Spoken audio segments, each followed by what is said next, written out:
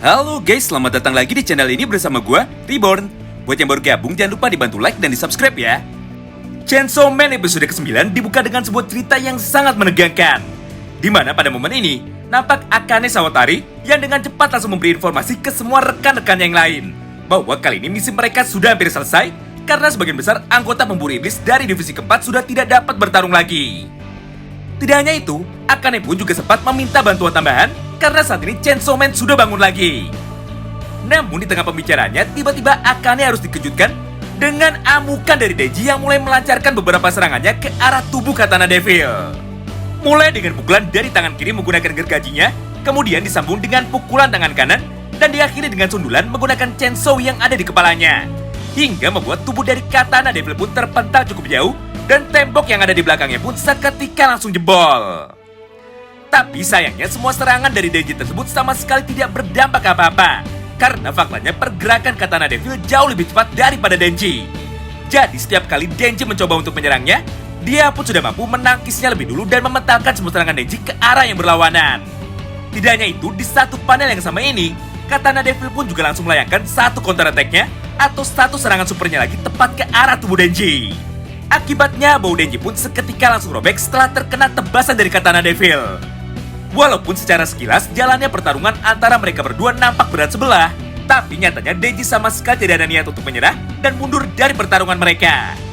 Oleh karena itu di panel ini Denji pun dengan cepat langsung berdiri lagi dan sudah siap untuk melanjutkan serangannya kepada Katana Devil. Tapi sayangnya belum sempat Denji menyerang, tiba-tiba muncul dua orang anak buah Akane yang pada saat itu sudah siap membantu Katana Devil demi mengalihkan perhatian dari Denji dengan cara menembakinya. Melihat hal itu, Denji pun malah tanpa ragu langsung melompat ke arah mereka bertiga, serta langsung mengajar kedua anak buah Akane yang baru datang dengan menggunakan tendangannya, tepat sebelum mereka berdua mulai menembaki Denji. Tidak hanya itu, di saat yang bersamaan ini, Denji pun juga masih berusaha untuk mengalahkan Katana Devil dan menyerangnya menggunakan kekuatan chainsaw-nya lagi. Walaupun pada akhirnya Denji harus kembali kecewa, karena faktanya Katana Devil kembali berhasil menahan semua serangan dari Denji dengan sangat mudah. Nah, mulai dari sinilah sebuah tragedi buruk kembali terjadi di hadapan kita semua. Karena pada panel selanjutnya, salah satu dari anak buah Akane yang baru datang tadi dengan cepat langsung menembaki tubuh Denji dengan menggunakan pistolnya, hingga Denji pun akhirnya rubuh dan tubuhnya dipenuhi dengan luka bekas tembakan. Menyadari hal itu, Denji pun dengan cepat langsung menghampiri orang tersebut dan langsung menahannya sambil berkata seperti ini. "Woi, orang ini anak buahmu kan? Jika kau berani bergerak satu langkah lagi, maka aku akan langsung membunuh orang ini." Mendengar ucapan dan juga ancaman dari Denji itu, Katana Devil pun dengan cepat langsung meresponnya. Kalau iya, memangnya kenapa? Dan di saat yang bersamaan, Katana Devil pun langsung memasang kuda-kudanya. Sebelum pada akhirnya dia pun langsung melompat dengan kecepatan cahaya dan langsung membelah tubuh Denji bersama dengan anak buahnya menjadi dua bagian. Setelah terkena tebasan dari Katana Devil tersebut, Denji pun seketika langsung pingsan. Dan Katana Devil pun kembali berubah ke wujud manusianya, lalu membawa potongan tubuh Denji ke mobil sambil berkata seperti ini. Tidak peduli sehebat apapun kalian, pada akhirnya kalian semua hanyalah manusia biasa yang tidak kebal dengan pistol. Semua ucapan dari Katana Devil tersebut langsung diiringi oleh beberapa potongan panel manga yang memperlihatkan kondisi dari para anggota pemburu iblis lain yang ternyata sudah mati terbunuh secara tragis akibat serangan sebelumnya. Mulai dari divisi pertama, divisi kedua, divisi ketiga, dan juga divisi yang keempat. Scene pun kini berpindah. Setelah beberapa saat berlalu, kini kita pun kembali diperlihatkan kondisi terbaru dari kelompok Makima yang ada di kota Kyoto. Di mana pada panel tersebut, nampak Makima yang ternyata masih bisa bangkit dari kematiannya. Dan dia pun tanpa basa-basi, langsung membunuh semua anggota teroris yang ada di dalam kereta itu dengan sangat brutal sekali. Nah, sesampainya di stasiun, Makima pun langsung disambut oleh kemunculan dari Kurose dan juga Tendo yang nampak terlihat kebingungan serta langsung bertanya kepadanya. "Makima, apa yang sebenarnya terjadi kepadamu dan kenapa bajumu banyak sekali berlumuran darah? Apakah kau baik-baik saja? Soalnya aku dengar semua kelompok pemburu iblis yang ada di kota Tokyo satu persatu sudah mulai dihabisi oleh para kelompok teroris." Mendengar semua pertanyaan itu, Makima pun dengan cepat langsung meresponnya. "Tenang saja, semua ini bukanlah darahku. Daripada memikirkan hal tersebut, tolong segera kirimkan bantuan dari organisasi untuk segera membersihkan semua mayat yang ada di dalam kereta ini." Tidak hanya sampai di situ, karena pada panel selanjutnya, Makima pun kembali melanjutkan semua perkataannya di dalam perjalanan menuju ke markas pemburu iblis yang ada di kota Kyoto. Tendo, Kurose, bantu aku untuk meminjam 30 orang tahanan terpidana mati dari pemerintah Jepang dan bawa mereka semua untuk menemuiku di kuil paling tinggi yang ada di kota ini. Karena saat ini kita tidak akan sempat jika harus kembali ke Tokyo lagi. Jadi sebagai gantinya, maka kali ini aku akan membantu mereka semua dari jauh menggunakan kekuatanku. Scene pun kembali berpindah. Sesampainya di lantai bawah, Akane dan juga beberapa orang anak buahnya nampak kebingungan dan juga ketakutan. Karena entah kenapa, tiba-tiba saja mereka semua merasakan sebuah aura aneh di sekitar lokasi mereka. Dan beberapa dari mereka pun tiba-tiba menjadi terlihat panik.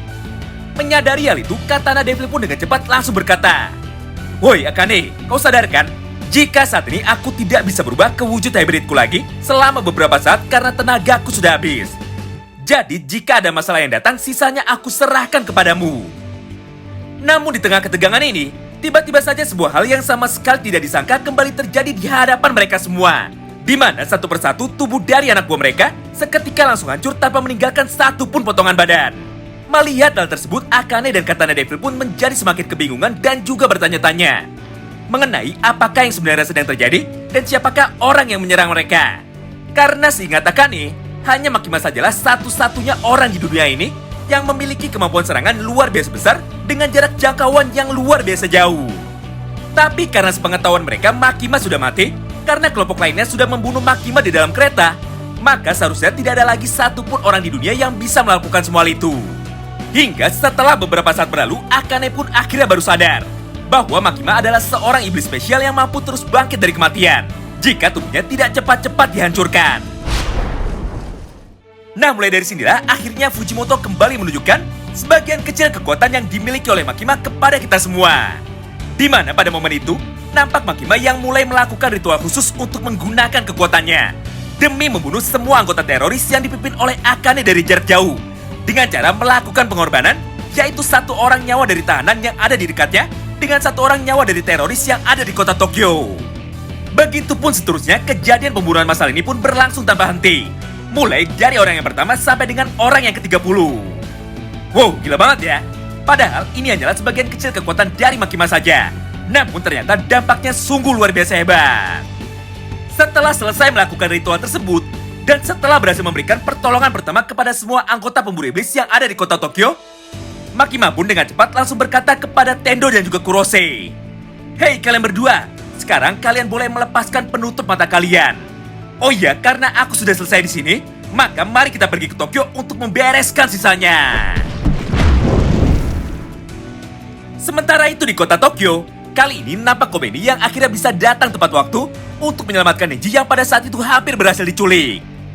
Melihat kedatangan Kobeni, Snake Devil pun langsung mengeluarkan jurus andalannya untuk menelan Kobeni dan juga membunuhnya, sama seperti apa yang sebelumnya telah dia lakukan kepada Himeno. Begitu pula dengan Katana Devil. Tapi karena kali ini dia sudah tidak dapat berubah ke dalam wujud hybridnya, maka sebagai gantinya dia pun langsung mengeluarkan pistol dari kantong jaket, kemudian langsung menembakkannya berkali-kali ke arah Kobeni. Namun sayangnya kali ini Snake Devil dan juga Katana Devil harus kembali kecewa, karena ternyata Kobeni mampu bergerak dengan lincah dan berhasil menghindari semua serangan dari mereka berdua. Tidak hanya itu, bahkan pada satu panel yang sama ini, Kobeni pun langsung melompat ke arah Katana Devil, serta langsung memotong tangan dari Katana Devil menggunakan pisaunya hingga terputus. Sebelum pada akhirnya Kobeni berhasil mengambil pistol yang terpental dari tangan Katana Devil, lalu langsung menembakkannya ke arah tubuh Katana Devil berkali-kali hingga pelurunya habis. Melihat dan menyaksikan semua hal itu di depan matanya, seketika Snake Devil dan Katana Devil pun menjadi semakin panik. Oleh karena itu, karena mereka sudah terlalu lama di sini dan mereka tidak ingin mengambil resiko lebih tinggi, akhirnya Akane pun langsung menarik mundur pasukannya dan dengan cepat langsung pergi meninggalkan lokasi medan tempur itu. Wow, gila banget ya. Siapa sangka Kobeni yang memiliki kepribadian ganda mampu memberikan perlawanan sengit serta membalikkan keadaan. Hingga pada akhirnya Katana dan Snake Devil pun memilih untuk kabur dan Deji pun berhasil diselamatkan. Sayangnya semua isi cerita lengkap dari anime Chainsaw Man episode yang ke-10 harus berakhir sampai di sini. Tepat ketika Makima dan juga semua anggota pemburu iblis lainnya sudah datang untuk menyelamatkan para korban dari serangan teroris ini. Terima kasih banyak yang sudah simak video ini sampai habis ya. Sampai jumpa lagi di pembahasan selanjutnya dan salam baku hantam.